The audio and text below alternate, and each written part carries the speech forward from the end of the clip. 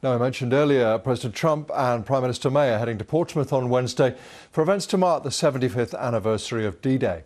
Landing more than 150,000 Allied troops in France helped open the door to victory over the Nazis. The cost in human lives was colossal, of course.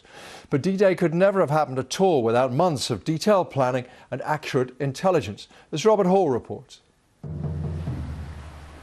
The beaches of Normandy. In 1944, scene of the largest seaborne attack ever mounted. Allied commanders put the final plans in place at Southwick House, hidden from public gaze in the hills behind Portsmouth. The decisions that were taken here in June 1944 marked the end of the first chapter in the D-Day story. The men who made those decisions did so on the basis of intelligence gathering and science. 100 miles from Allied headquarters, the code breakers of Bletchley Park had been building up their picture of German readiness for over a year. In these offices, lights burned through the night as analysts trawled enemy radio messages, data that was compared with aerial photos and information from agents in France.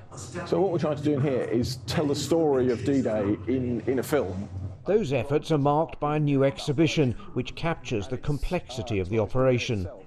Intelligence is in proportion to the size of the operation. You need information on the same scale as you need troops and tanks. So the fact that the Normandy campaign is such a large project means that it needs an enormous intelligence effort as well. Along the beaches, others were risking their lives to gather information on physical conditions. Landing thousands of men safely here posed fresh problems. They were solved by a man and a machine in a cellar on the Wirral. This is Arthur Doodson's tidal predictor. Using information from Normandy, codenamed Position Z, a series of cogs calculated the state of the tides for the D-Day period. So this machine still works. Our modern day models just do it more times, faster and quicker, with more variables, but they're doing the same mathematics, and this machine can still do it to a very high standard.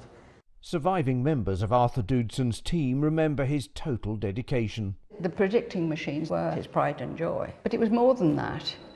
He had the ability to analyse the tide and come up with the values to put on his machine in order to make predictions. Back at Southwick House, anxious eyes had turned skywards. On the eve of D-Day, the leaders of this great venture foregathered for last-minute discussion. Storms in the Channel were threatening the entire plan. On June the 4th, the landings were postponed.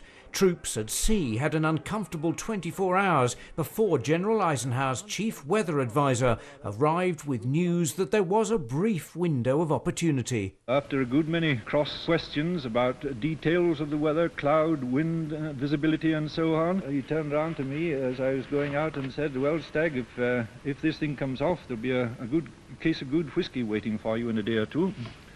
Eisenhower reportedly launched Overlord with the words, "OK, let's go."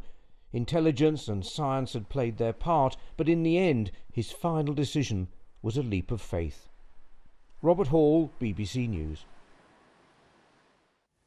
The D-Day landings on Tuesday, the 6th of June 1944, were a key moment in World War II. The aim? To invade German-occupied Western Europe and ultimately to defeat Adolf Hitler. 156,000 Allied troops, mainly from the UK, US and Canada, crossed the Channel that day, and over 6,000 ships, making it the biggest ever seaborne invasion. So what happened? Well, overnight, planes and warships bombarded German defences along the coast. Meanwhile, paratroopers landed behind the beaches to capture key roads and bridges. This all paved the way for the beach landings. Starting at 6:30 in the morning, Allied forces landed on a 50-mile stretch of coast divided into 5 sectors: Utah, Omaha, Gold, Juneau and Sword. Fighting was fierce and over 4,000 Allied soldiers were killed.